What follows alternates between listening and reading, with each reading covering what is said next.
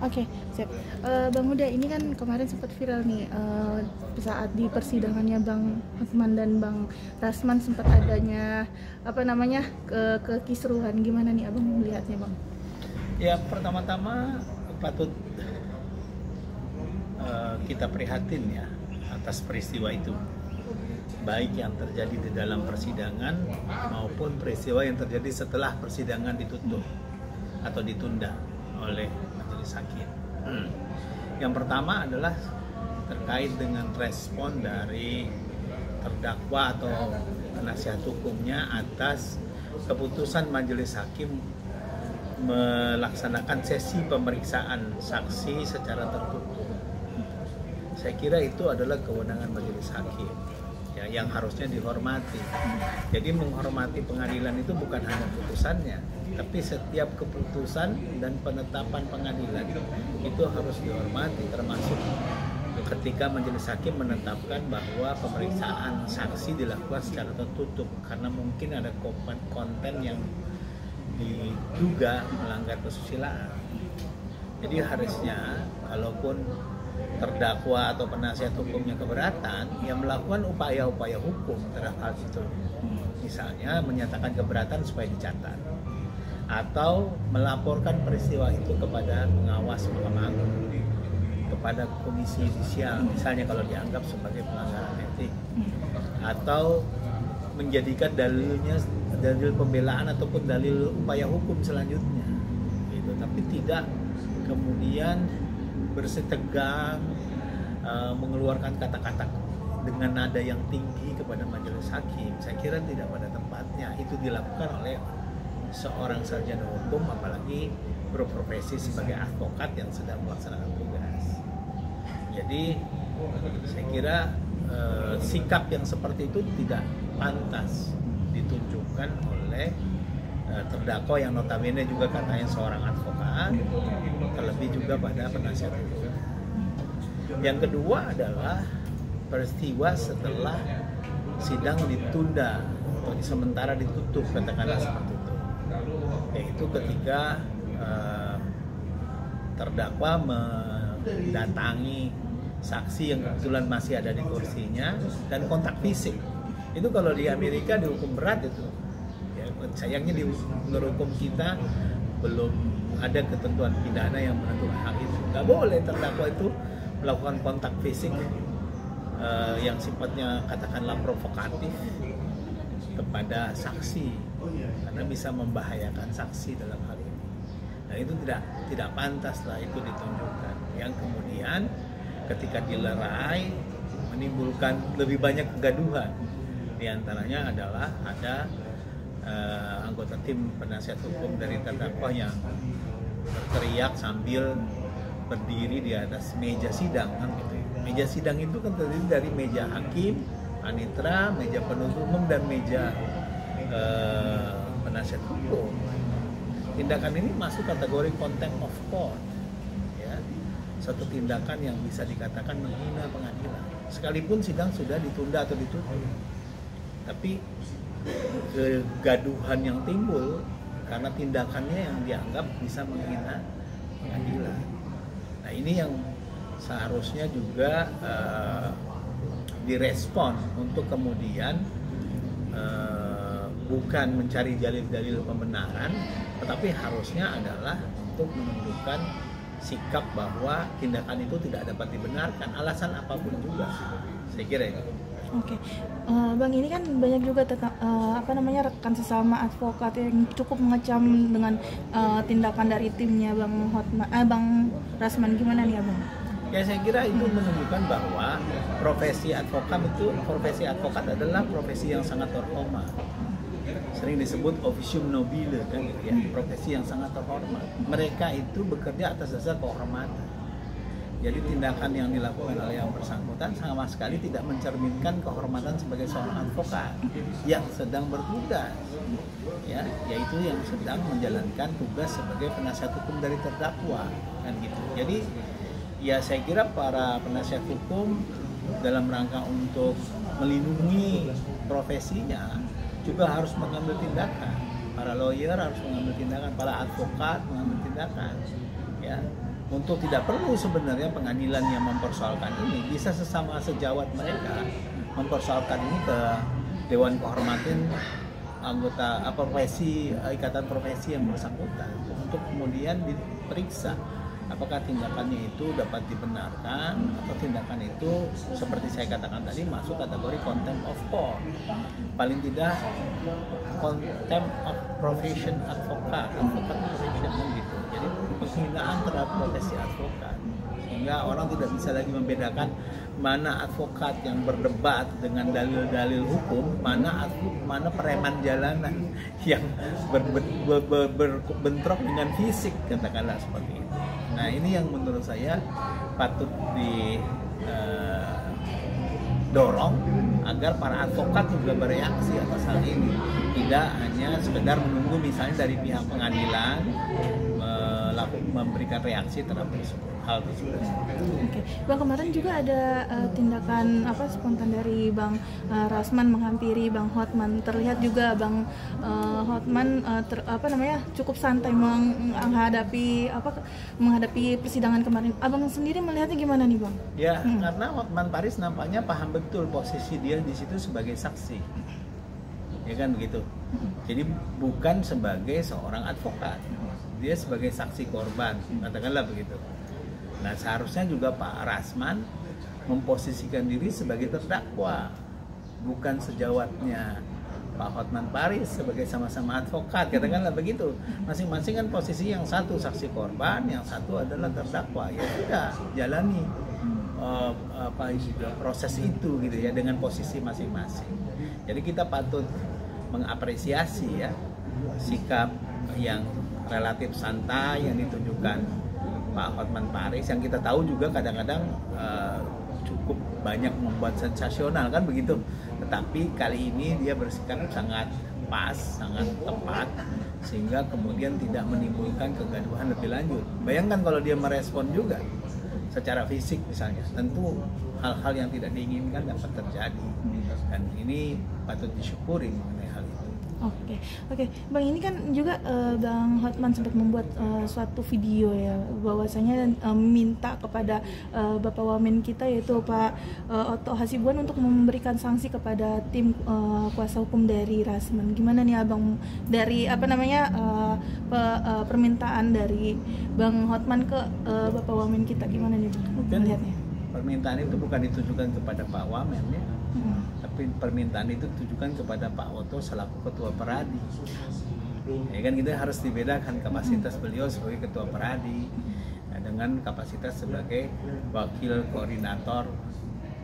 menteri koordinator hukum imigrasi dan HAM, imigrasi dan pemasyarakatan. Saya kira tidak ada tugas wakil menteri untuk memberi sanksi, menegur advokat, tapi beliau sebagai ketua umum Peradi, ya saya kira boleh saja bertindak kalau memang yang bersangkutan itu adalah anggota Peradi, karena ini Peradi juga banyak ya. Ada Peradi yang dipimpin oleh Pak Otto Hasibuan itu salah satu dari Peradi. Ya saya kira ini juga mesti harus disikapi secara lebih objektif. Oke, Bang, bisa dibilang dari tim kuasa hukumnya Bang Rasman bisa dikenakan sanksi berat nggak sih Bang? Apalagi kan sempat ada insiden naik ke atas meja gitu. Apakah dari pihak mereka bisa mendapatkan sanksi berat dari Mahkamah Agung Bang nantinya Bang? Ya bisa saja kalau Mahkamah Agung itu menganggap perlu direspons. Tapi sebenarnya seperti saya katakan tadi, respon itu sebenarnya tidak harus tunggu dari pengadilan, dari Mahkamah Agung. Respon itu bisa diberikan oleh sesama advokat dan gitu loh. Karena yang dinodai juga sebenarnya profesi advokat. Advokat kok seperti tidak bisa dibedakan dengan preman pasar, misalnya begitu ya. Ada orang yang menganggap seperti itu, makanya ada tagar harusnya advokat itu berdebat dengan dalil, bukan bergulat, misalnya kan begitu. Ini kan menunjukkan bahwa yang sebenarnya paling terhina dari kejadian ini adalah profesi advokat. Nah, oleh karena itu respon itu bisa diberikan oleh profesi advokat dengan memeriksa apakah itu merupakan bentuk pelanggaran etik atau bukan. Pertama itu.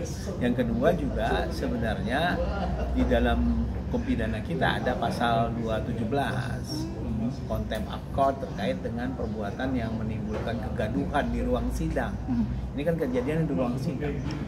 Ya, jadi kita melihatnya sebagai sebuah bentuk contempt of court karena kegaduhan itu dibuat di dalam ruang sidang.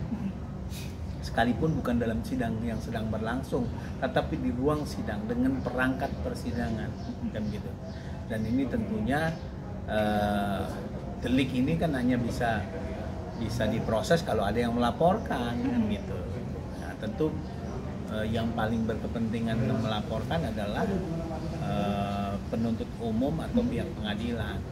Saya kira itu. Berarti bisa dijatuhi pidana ya Bang apabila nantinya dari pihak pengadilan atau dari penuntut umum melaporkan hal tersebut Bang? Bisa kalau ditindak lebih lanjut ya, terutama oleh anggota tim penasihat hukum Pak Rasman yang berdiri di atas meja itu kan, terutama itu ya. Kalau yang lain saya lihat cuma teriak-teriak saja gitu ya, dan teriak-teriak juga di depan kamera. Jadi teriak-teriaknya di hadapan kamera supaya disorot, supaya direkam oleh kamera. Jadi saya kira bukan dalam kerangka teriak berhadapan dengan penuntut umum. Biasanya advokat teriak juga, berdebat keras dengan meneriakkan sesuatu juga biasa, tetapi biasanya dengan penuntut umum sebagai lawannya. Ini enggak kan dengan kamera. Jadi saya kira ini juga satu hal yang ya menunjukkan bahwa apa yang dilakukan ini dalam rangka untuk menarik perhatian media gitu ya. Dan itu ya tidak etis lah kalau menurut saya. Profesi ini profesi yang sangat terhormat, yang seharusnya dilaksanakan oleh orang-orang yang mempunyai nilai etika moral yang tinggi. Saya kira itu. Bahkan kemarin juga Bang Rasman sempat mengatakan bahwa ingin bertemu dengan ketua pengadilan, ingin mengganti tim dari majelis hakim. Gimana nih Abang mungkin melihatnya?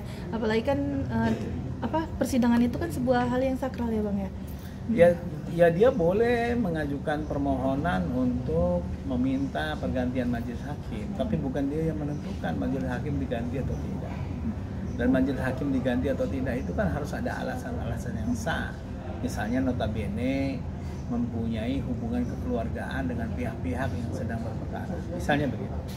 Atau nyata-nyata menunjukkan tindakan-tindakan yang melanggar etika kehormatan hakim yang lainnya.